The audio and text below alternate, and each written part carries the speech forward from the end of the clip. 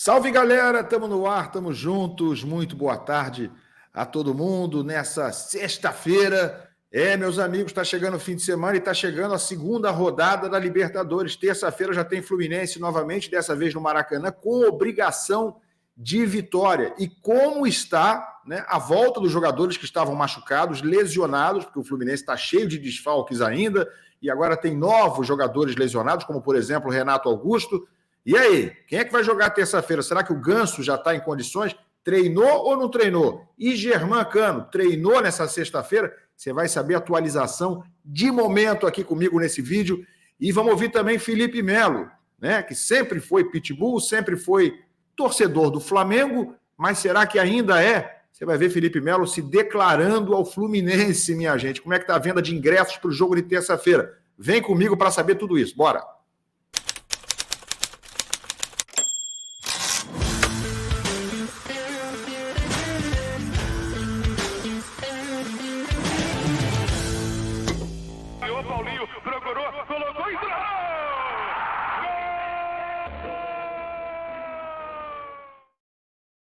Tapete vermelho para você, seja muito bem-vindo. Se puder, me ajuda bastante se você se inscrever aqui no canal Ilan FC. Estamos aí com 25 mil praticamente inscritos em 40 e poucos dias de canal. Muito obrigado a todos vocês. É de graça a inscrição e é de graça o like também. E me ajuda demais com o like e com a inscrição. Tá bom, galera? Vamos embora. Olha, vamos falar primeiro, né, do Pitbull. Porque Felipe Melo é conhecido primeiro pelas atitudes em campo, né, por ser um jogador sempre muito duro, chamado de pitbull, né? Duro muitas vezes de forma positiva, já fez besteira na carreira, já foi expulso em jogo eliminatório de Copa do Mundo, é verdade, mas hoje muitas vezes traz bons exemplos positivos, vencedores dentro de campo. E o que o Felipe Melo falou nessa entrevista ao GE, você vai ver aí, olha ele aí com o uniforme do Fluminense, né? Uniforme não de jogar, mas uniforme que eles ficam fora de campo. Ele deu uma ótima entrevista ao GE. Globo, em que falou também sobre a relação dele com o Fluminense e também com o Flamengo, né? Que é exatamente o time conhecido por ser o time de coração dele. Olha as aspas do Felipe sobre esse assunto. Eu sabia que meu pai era tricolor, mas não tinha noção de que a minha família, em sua maioria, era fluminense, diz ele, porque eles torciam para o clube em que eu jogava. O meu avô, pai do meu pai, era tricolor, o avô dele. Meu avô, pai da minha mãe, era tricolor também, avô de pai e mãe tricolores, hein? Mas meus tios, que são vivos e vão ao Maracanã sempre, são tricolores. Os tios dele, né? Isso para mim continua sendo muita alegria, não esperava isso. Alegria porque são tricolores e porque mesmo que eu tenha passado por outros clubes, eles sempre torceram pelo Felipe Melo. É motivo de muito orgulho. Quando pequeno, meu pai tinha um time que jogava campeonatos da CSN, em Volta Redonda, era o treinador do time dele. Eu era um dos jogadores e a camisa do time era do Fluminense. O primeiro jogo profissional a que eu assisti foi Fluminense e Goitacazes Laranjeiras. A gente já sabia, né? Meu pai me levou. Ali começa essa história, esse carinho com o Fluminense. Sempre tive muito carinho pelo Fluminense. E aí tem a coisa do time do coração, né?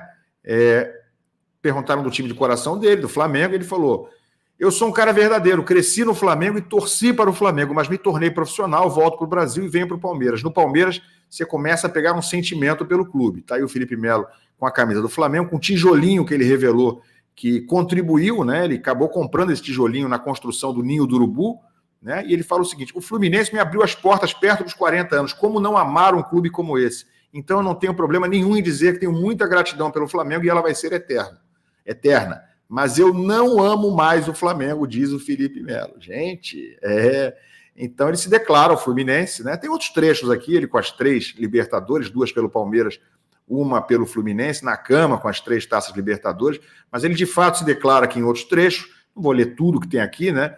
Mas ele fala, olha aqui, ó, o bom de ser verdadeiro é isso, quando eu chego no Fluminense, eu beijo o escudo, falo que amo o Fluminense? Não. Muito obrigado ao Fluminense, sempre tive muito carinho pelo clube, pela história, vou dar a vida pelo Fluminense, conquistar as coisas, né? Isso foi o que ele disse quando chegou. Hoje eu amo o Fluminense, essas são as aspas fechadas do Felipe Melo, Pitbull, gente que eu já disse algumas vezes, vou repetir, considero que tem uma história enorme já dentro do clube, está com o nome gravado na galeria de grandes do Fluminense, né? Acho que ele já não vem bem, repito o que eu disse aqui no último vídeo, entendo que o Felipe Melo está de fato muito próximo do fim da carreira, ele demonstra que já não tem condições, muitas vezes, de jogar nenhum tempo, nem 45 minutos. Né? Mas isso não apaga em nada, não diminui em nada a história que ele já fez no Fluminense. Bicampeão carioca, campeão da Libertadores, campeão da Recopa, e representa muito. Tem muito comprometimento, muito envolvimento, né? E claro, a idade chega para todo mundo, e eu acho que as palavras dele são muito equilibradas em relação a esses sentimentos, né? São muito verdadeiras em relação ao que hoje ele sente pelo Fluminense, e demonstrando que quando chegou não foi hipócrita, né? Ia ser um profissional envolvido, comprometido, como é, mas, né, agora sim chegou o momento em que ele pode dizer que de fato tem essa relação extra-campo de amor com o clube, do pai dele e dos avós também. Muito legal, muito bacana a entrevista do Felipe Melo lá no GE. Globo. Galera, vamos falar do jogo de terça-feira, porque já tem uma pressãozinha, né? Empatou fora de casa o primeiro jogo, não foi tão ruim o resultado, claro que não, a atuação foi muito ruim, mas não o resultado. E, claro, a gente tem a expectativa de saber se a torcida vai abraçar o time no jogo de terça-feira. Está aí, ó, no post do Twitter do Sócio Futebol do Fluminense, somos mais de 32 mil. Né? Todo mundo já com check-in liberado, ou seja, já são 32 mil ingressos vendidos, ou mais de 32 mil. Esse post foi feito nessa sexta-feira pela manhã, 10 da manhã. Já devemos ter agora uns 33, 34 mil, mas pela manhã, nessa sexta-feira, eram 32 mil ingressos vendidos. Claro que o clube vai precisar do apoio da torcida, o time vai precisar do apoio da torcida, terça-feira, Maracanã enfeitado, deve estar lotado, não sei se teremos 60 mil, mas acho que 50 mil vão estar no Maracanã. Tudo muito bom, tudo muito bem, mas, gente, vamos lá. Sem futebol não adianta.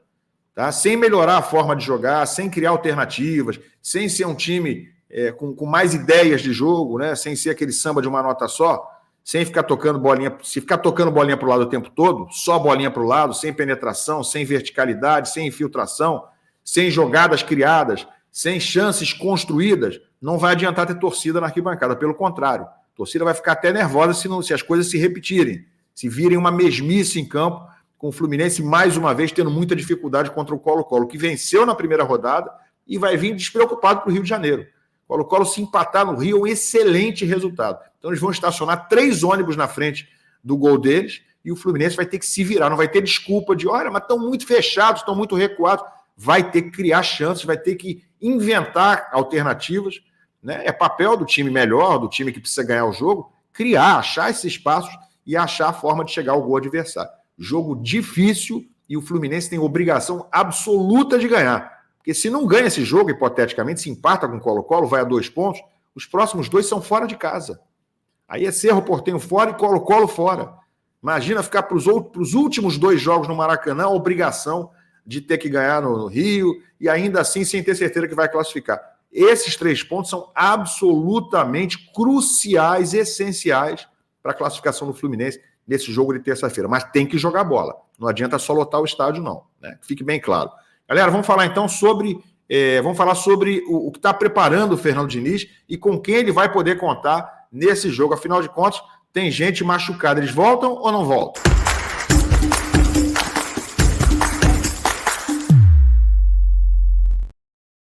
Então, eu vou atualizar para vocês, né? Nesse momento, estamos falando aqui 10 para 1 da tarde, nessa sexta-feira, já teve treino hoje pela manhã, e quais são as novidades? Paulo Henrique Ganso, que ontem pela manhã fez um exame de imagem, então preocupava todo mundo. O que aconteceu com o Ganso?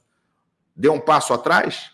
Ele que já vinha em recuperação há várias semanas, estava em transição semana passada, não havia treinado com bola junto com os outros jogadores. Como está a situação do Paulo Henrique Ganso agora, hoje, sexta-feira à tarde?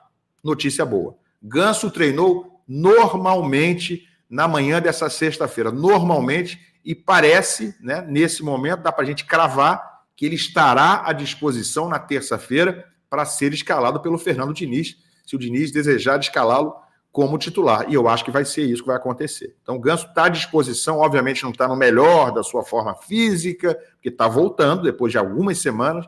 Claro que não vai estar com ritmo de jogo perfeito, mas a notícia é essa. Ganso treinou normalmente e está à disposição para terça-feira. Germancano, mesma situação. Germancano tinha treinado com bola já na semana passada, estava um pouquinho à frente do Ganso, mas sexta e sábado acabou não treinando, teve alguma dificuldade com alguns movimentos, uma certa insegurança dele e da comissão técnica, por isso ele não viajou para jogar na estreia.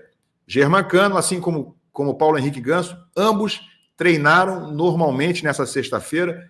Cano e Ganso estão à disposição para o jogo de terça-feira, vão ser titulares, né? Salvo se acontecer alguma coisa muito, muito fora do normal, fora da lógica, ou se sentirem novamente algum desconforto, alguma dor de agora até terça. Hoje treinaram normalmente e normalmente, né? Nada sentiram, estão em perfeitas condições para jogar na terça-feira. O mesmo não dá para dizer sobre o Keno, né, que está melhorando, está evoluindo. Até semana passada estava usando até muletas no auxílio na locomoção, já está sem as muletas, já começou os seus exercícios todos que tem que fazer, mas para terça-feira ainda está muito cedo.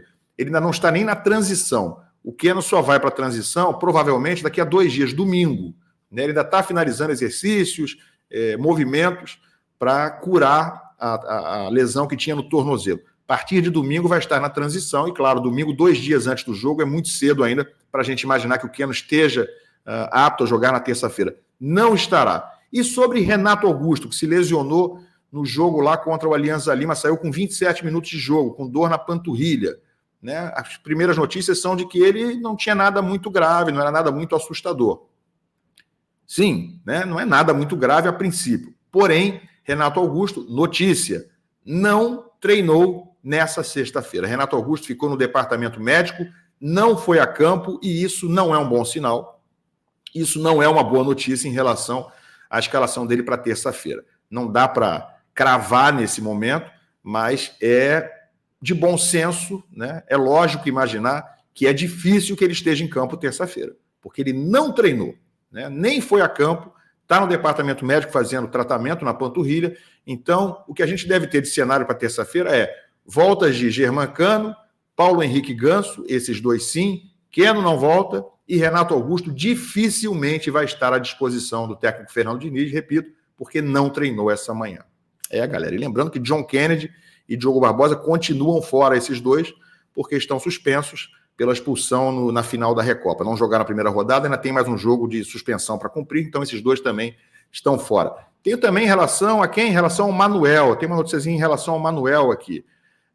Manuel está na transição, tá? Esqueci de citar o Manuel, mas ele, assim como ninguém, né? Porque o Keno ainda não está, o Keno vai para a transição domingo, e o Renato Augusto estava no departamento médico, mas o Manuel já está na transição. Significa que ele está fora do jogo de terça? Não necessariamente, pode ser até que ele esteja à disposição para ficar no banco de reservas. Mas é difícil também o Manuel jogar na terça-feira se ele está numa situação de transição ainda depois de uma torção no tornozelo.